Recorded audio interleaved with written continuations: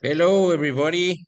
It's a big pleasure to be here again in another sports school webinar. I don't know, Dalton, if you can hear us. Yes, you're there. Okay, very good. So it's a big honor to have this new webinar with us. We're very excited for this collaboration. We believe in Port School about collaboration, sharing technology, and we were just talking with Dalton that these dynamics of having webinars, besides being live and having everybody of you here, is to make this recording and then offer these in our platforms to make these videos available for everybody who has a telephone and Wi-Fi, and everybody can see it globally. So that's part of our mission. We appreciate the support of Gestal and JYGA, and obviously Dalton. So Dalton is going to be presenting feeding strategies for Gilts. So Dalton, the time is yours. This presentation is going to be around 45 minutes, and then we will have a small time for question and answers. So Dalton, the time is yours, and thank you for your collaboration. Awesome. Well, first and foremost, thanks for the opportunity to get on here and talk about something that I'm passionate about, something that JYGA Technologies and Gestal is passionate about, and something that the pork industry is starting to give some serious attention to the last 12 to 18 months as I've traveled around trade shows or conferences here in North America. It's definitely starting to become a hot topic, taking care of these gilts. Today's title is going to be Feeding Strategies for Gilts, how individual feeding programs can lay the groundwork for a successful herd in the future. And thanks for those that are able to join here live. If there's any questions, I think we're going to have some time at the end for me to hopefully address that. But if not, feel free to reach out and try to get a hold of me, and we can have further discussions about this topic going forward. With that being said, thought I would take a couple of minutes here to give a good introduction of kind of who I am, where I come from. So I was born and raised in the great state of Nebraska here in the Midwest, USA. Grew up on a diversified livestock operation that ultimately led me to pursue an animal science degree at the University of Nebraska. Graduated there in 2018, decided to further my education, liking the swine research side of things, and went to North Carolina State University, got to work with the SPG and Smithfield group there, worked under Dr. Mark Knauer, graduated in 2020.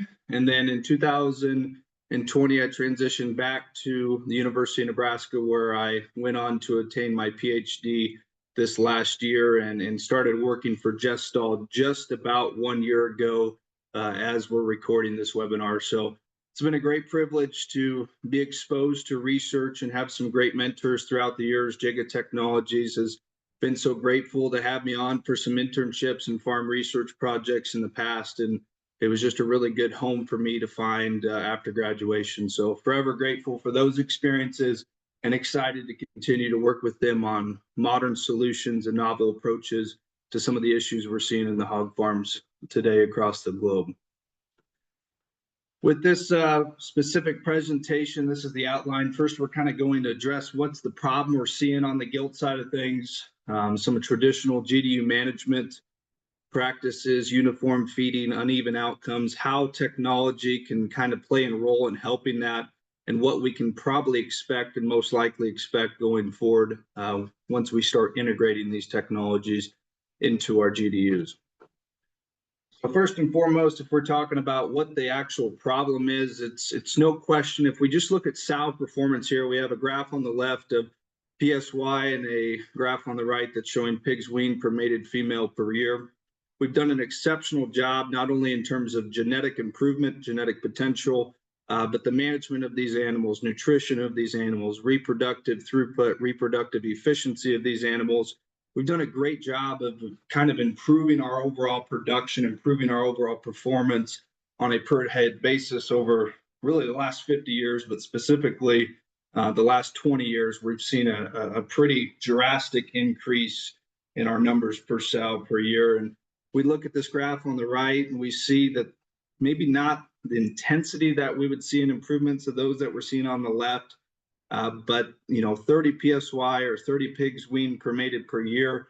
Here in a couple of years, specifically in the US, that's kind of probably going to be on the bottom end. You're probably going to be labeled as behind, whereas just 5-6 years ago, if you said you had 30 PSY, you were doing pretty good in your system. So other countries are ahead of the US in this regard. Again, I'm based out of the US. My experiences come from most of the US, so that's why we're using these graphs as an example.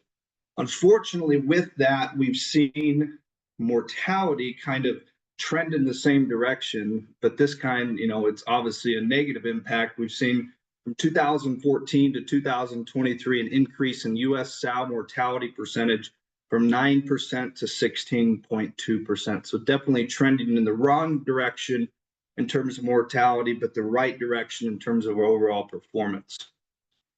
If we break down these mortalities by parity, we can see up here, again, a quick shout out to Meta Farms for allowing everyday Joes like myself the ability to access these very helpful and insightful graphs. They do a great job on publishing that, so thank you to them for supplying some of this content. Back in 2023, if we look breakdown by parity, we can see that death in euthanized animals in terms of percentage basis, that P0, P1, P2, P3, they make up a pretty large percentage of the overall deaths and euthanasias that we're seeing in our farms. And we can see once we get kind of past 3 and 4 parity, we can see that kind of slow down a little bit. In terms of death loss by category, it's no surprise disease and health is a major player there, 30%. Performance is 22%. Other, 29%, almost 30%. That one should probably be colored red because that's obviously its own issue. We can have a whole presentation just on the word other and what that means in terms of mortality. I know there's some groups such as the Pig Livability Group, K-State, Iowa State, and Purdue that are spending a lot of time, effort, and resources into trying to break that box open and really uncover what's happening with these sows and why is there so many being labeled as other. But I'll let that discussion digress and focus more on the locomotion side of things. We see 17% are due to structural issues, locomotion issues, lesions, foot, hoof problems, 17%. I want you guys to remember that specific number as we get into some later charts here. Again, focusing on when are the greatest percentage of these culls and deaths taking place. We can see here, SMS back in 2019 showed this graph. Sorry that it's a little bit blurry here today. But 40% of our female culling percentage is happening from P0 to P2, and over 45% of our death loss percentages are happening extremely early in the lifespan of these females. So that's definitely something that's happening before they're into the herd. What is going on?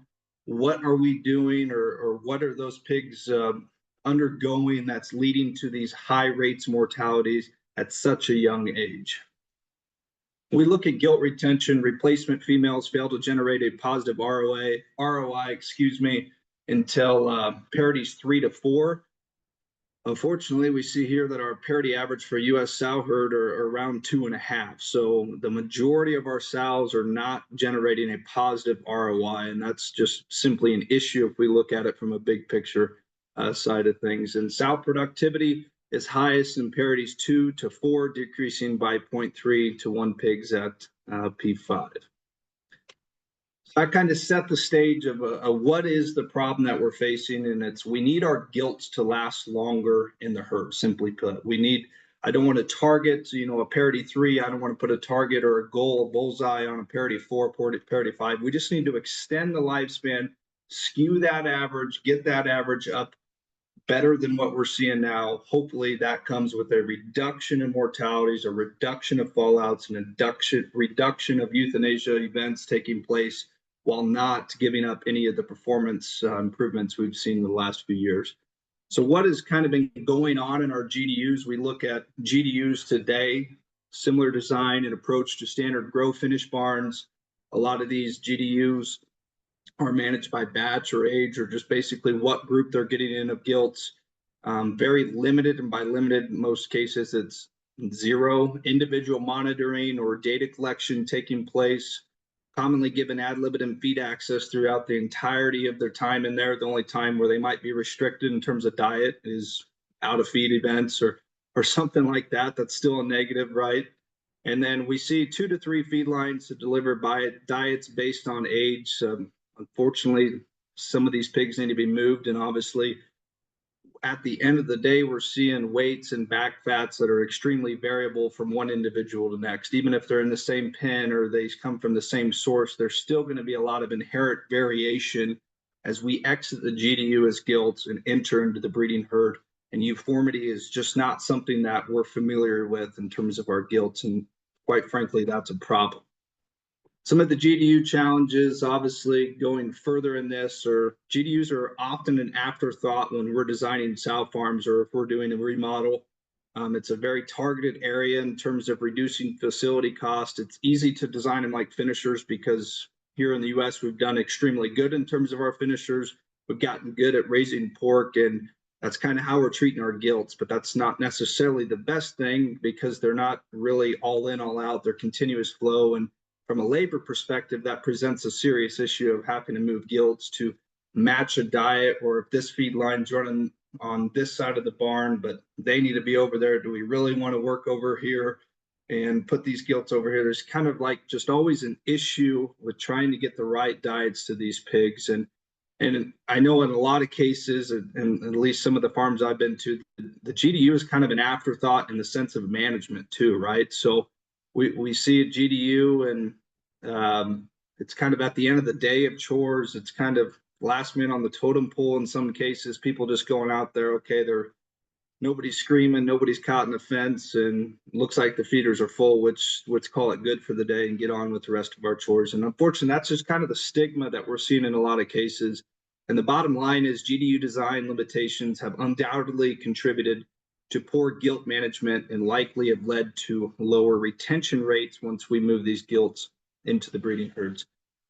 It's important for us to realize kind of go back to the basics here, kind of basic animal science classes. What's our target for gilts? Obviously, I highlighted here, these are very dependent on genetic line.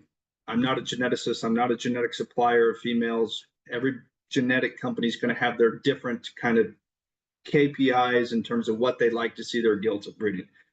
Big picture though, at 30 to 140 kilograms or even 50, 70 kilograms, whenever these are moving into the GDU, we'd like to see roughly a kilogram of growth a day. Target body weight at exit 135 to 155. In my personal opinion, with modern genetic lines, 155 is probably a little heavy for my liking. I mean, 145, 150 is kind of my sweet spot for most of our prevalent genetic lines, but I know some leeway on both ends of that. Target back fat 13 to 16. Target age varies there, and then important to have at least one heat no service once we go to start breeding these.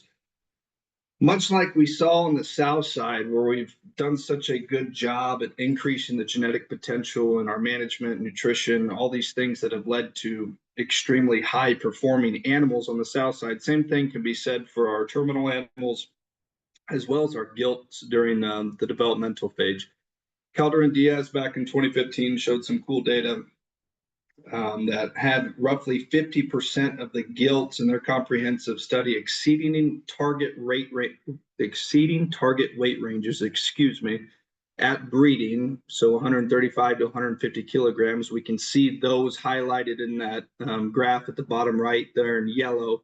And these results indicated overweight gilts at breeding is a risk factor for lifetime productivity, so leading to early cullings, euthanasias, locomotion issues. And the authors concluded that limit feeding may be needed to prevent excess body weight at breeding. So another slide here that shows modern genetic lines come with an accelerated growth and intake potential. Again, these guys, or these girls, are like Ferraris. They're like NASCAR vehicles. If we soup them up and we give them the right tools, they can really haul and see some extremely good growth rates and intake potentials. And our feed conversion rates have improved as well on the same token.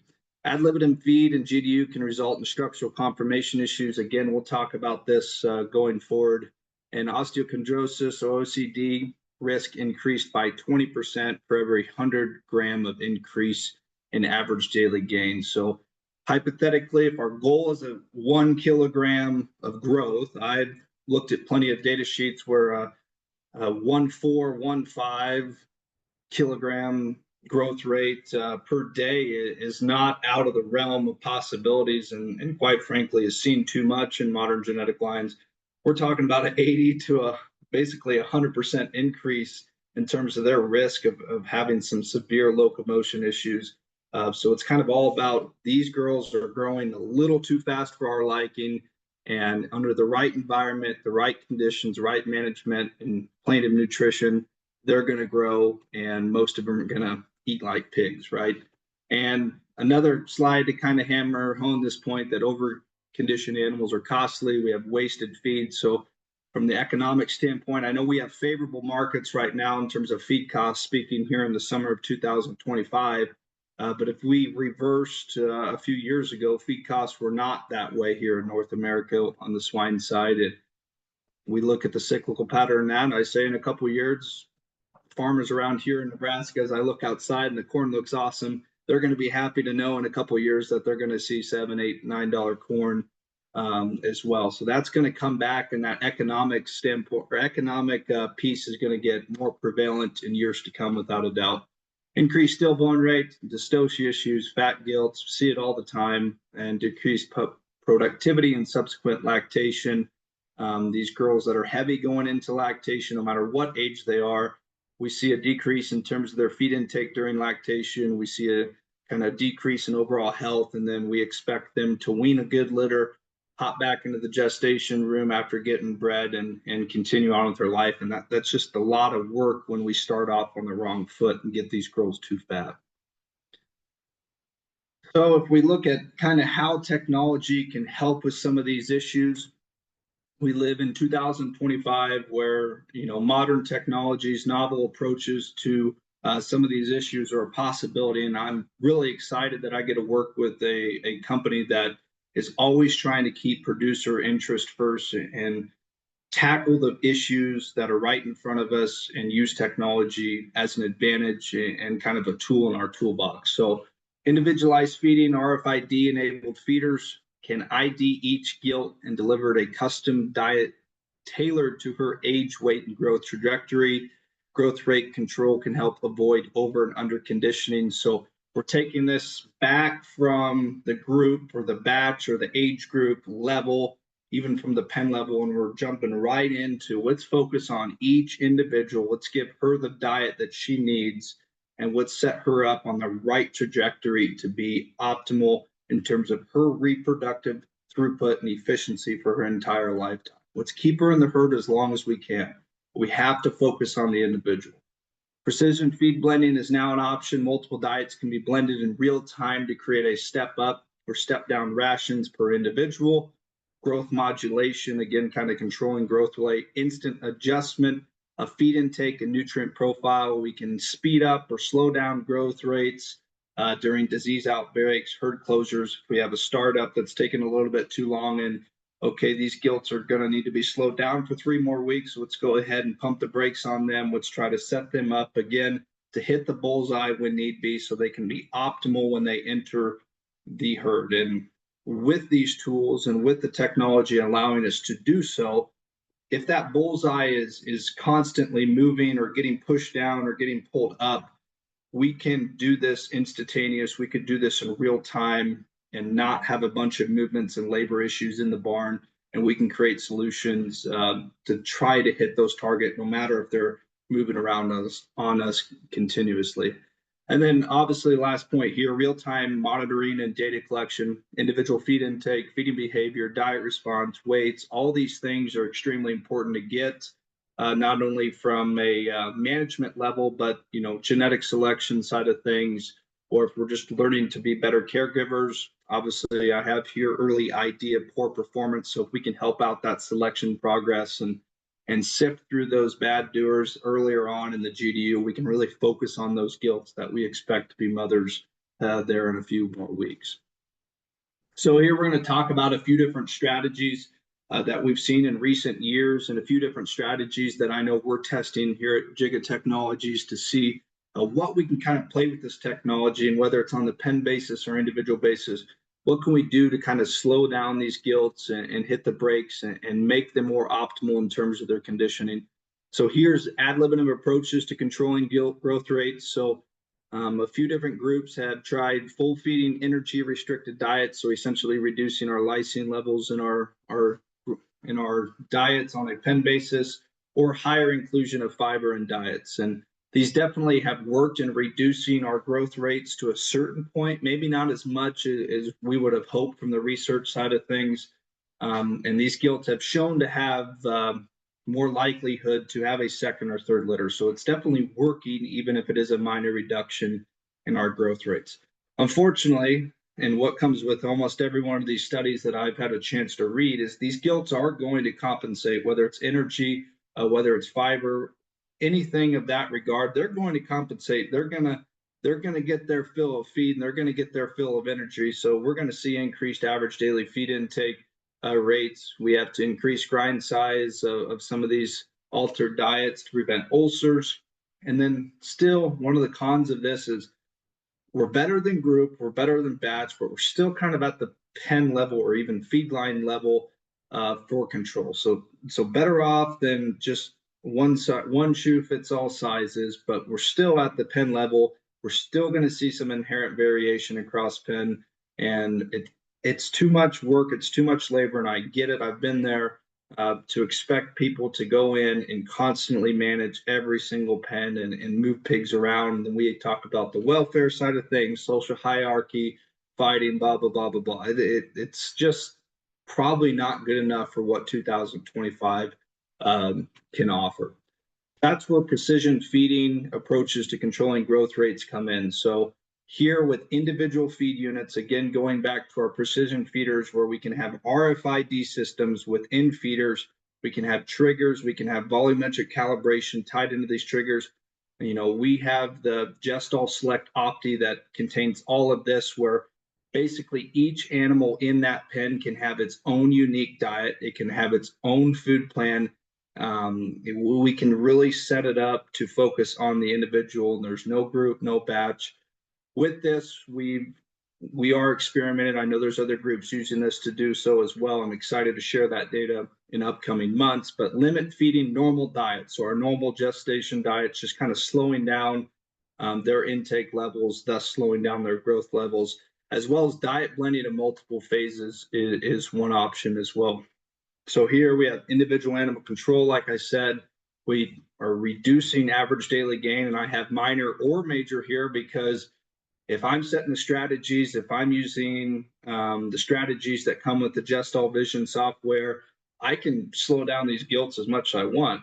Obviously, there's a point of diminishing returns when we talk about slowing down these gilts. We don't want to hurt mammary gland development. We don't want to hurt age of puberty too much. We don't want to delay first estrus. We don't want to cause fighting in the pens.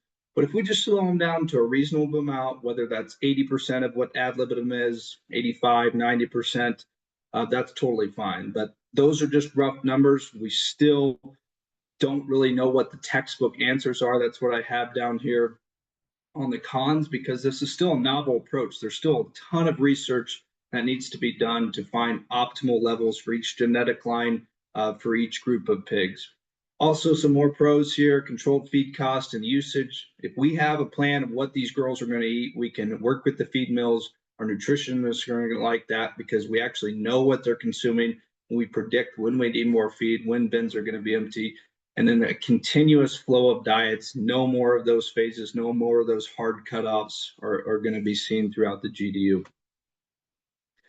A couple examples here of work that's been done over time. So some of this dates back to 30 years of research. Now we have the tools in our toolbox to be able to cost effectively go out into our commercial world and implement procedures like this. So OCD, osteochondrosis, is one of the most common causes of lameness, especially in gilts. This is pretty well documented. It's common knowledge at this point. Fast gilt growth rates increases OCD risk, and here's just some of the sources that prove that. Quinn back in 2015 showed a pretty unique study where they slowed down gilts to 2.25 kilograms a day of allowed feed, from 70 to 130 kilograms of weight, followed by ad lib feeding to 140 kilograms. So basically like a flushing period when we take them out of the GDU. What they saw was a reduction in lameness, reduction in excess toe size, reduction of OCD surface lesions with no impact on time to reach target weight at first service. So why can this not be replicated in the commercial world if we know we have cost-effective solutions like our feeder, for example, that we can go in and we can basically slow these girls down, why they're maturing, why their structure is getting right underneath of them. And then, yeah, if we need to push them right at the end and go through the 2-week flushing period that almost all reproductive people are going to promote, then we're not going to sacrifice that much time in terms of hitting the bullseye without having the negative impacts of fast growing fat gilts. So here's just a good example of the blue line, the phases, what we've seen with our diets. Our dotted line would be a hypothetical ideal lysine requirements. You could put this graph could basically apply to whether it's growth rates, feed intake, feed conversion, anything like that. Lysine requirements like shown here. And it shows the different phases where you're always feeding to the average. You're always either under conditioning or underfeeding, undersupplying or oversupplying, overconditioning these animals, and vice versa as we see through these phases. And the goal here is to try to get the right nutrients to the right animal at the right time on an individual level to optimize each individual within our system. So we can see what blending feeding can do. And we're talking about a continuous downward linear flow of nutrient supply to these gilts. That is all very possible with blending these diets. So there's no hard cutoffs. There's no more averages. It's each animal can get the right diet at the right time. So that's something we're really excited about with our Opti series within our feeders, is the ability to do this, not even on the gilt side. We're talking about lactation to gestation. This feed blending side of things is really unique, and I'm excited to continue to do research within that area. And here's just a good depiction of what this would look like on the gilt side. So we have our Gestalt Select Opti feeders here with 2 feed lines. We have 2 diets, A and B. And here's a group of pigs with RFID tags. They go into the feeder recognizes which animal it is. They hit the trigger, so there's no feed wastage from one animal to the next. We set our strategies, we set our parameters, so we don't get feed wastage, and yet we don't limit feed if we don't want to. And we can go out and kind of create, our own little blended of mixed rations for each individual in the pen, and knowing that there's going to be inherent variation in the pen, this becomes a very useful tool. So what can we expect going forward? I've kind of outlined what the issue is, what our reality is, kind of leading up to 2025, how some of the tools in our toolboxes can now help. What can we expect going forward with precision feeding gilts? Obviously, optimize growth rates, individual control, which is huge, limit under and overfeeding gilts, supporting proper structural development. So again, that 17% locomotion, 17% of culling or euthanized or death animals is due to locomotion. If that's something that we can firsthand help with, that's going to be huge. And then hopefully that other box is probably going to contain stuff that happens with gilts growing too fast or being too fat. And hopefully we can start to see those mortality rates decline at the same time gilt retention rate is inclining.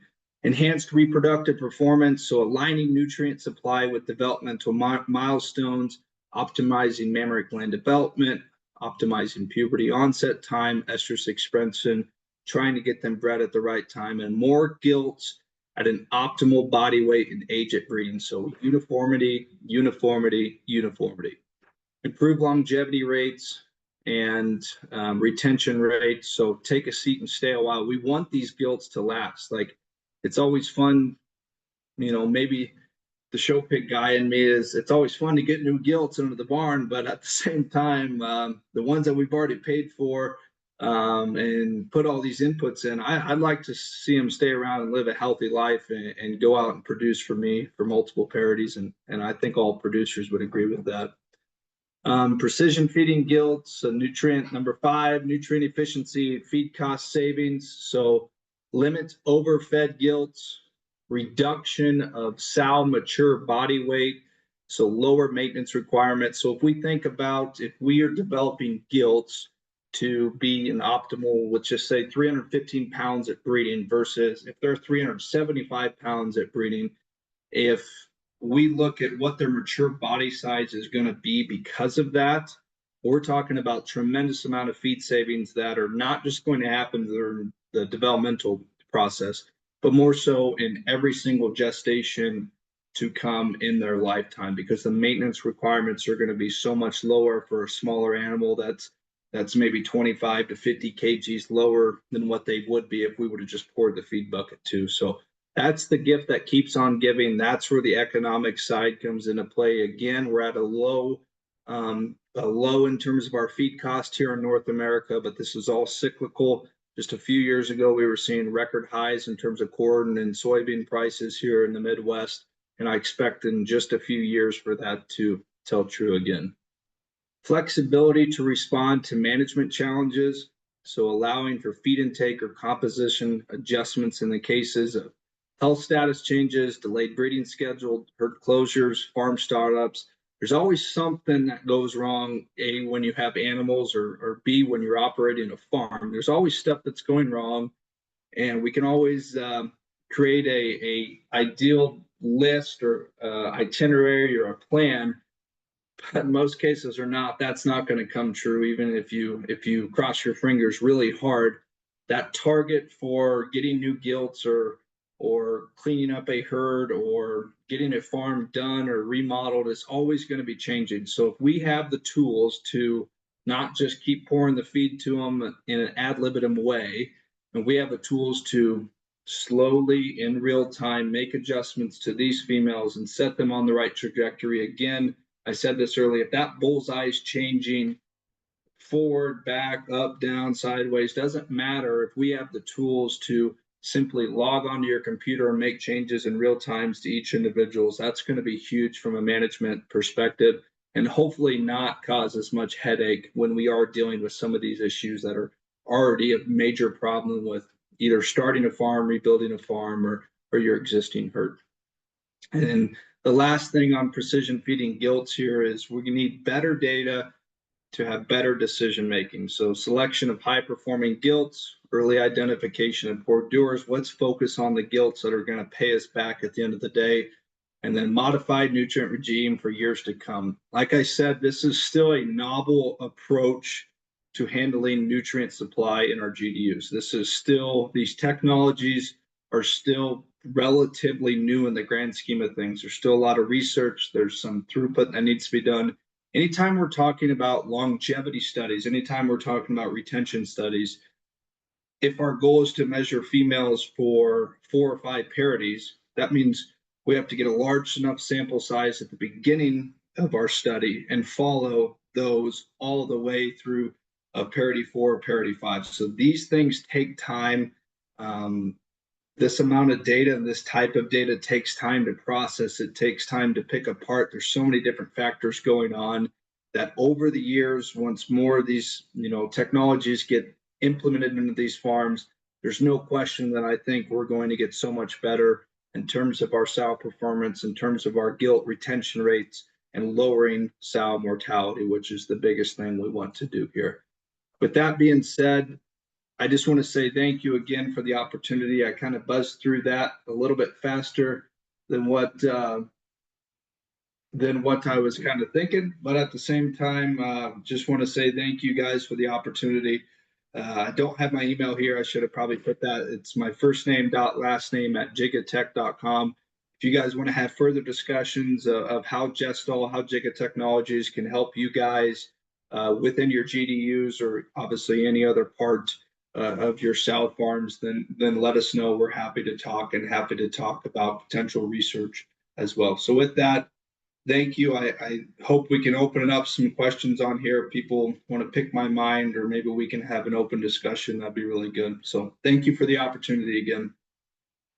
Dalton, thank you very much for your time and for your presentation. I think that this meets our goals that sharing not just for the audience today, but for all the people that they are gonna be seeing this video later.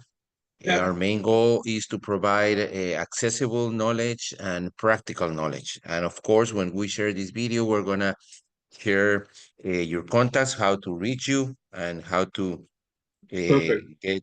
So we have a question for Miss from Gracian Teriols.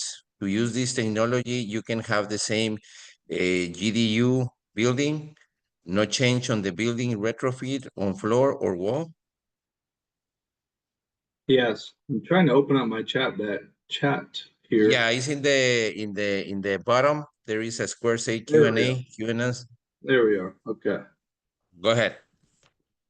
Yes, so that's what's awesome about, that if we're talking about our select opti, right, our feed blending option for the individual feeders, we don't really need to do anything with the floor and the wall. If you don't already have two feed lines, then we slap another feed line, slap another feed bin in there, and that's really the only big change. And to be honest, we take up less than 9 square feet per feeder. I think that number's, don't quote me on that. That could be 6.5. I had 9 that come to my head, but they take up a relatively small footprint, which is cool about these feeders.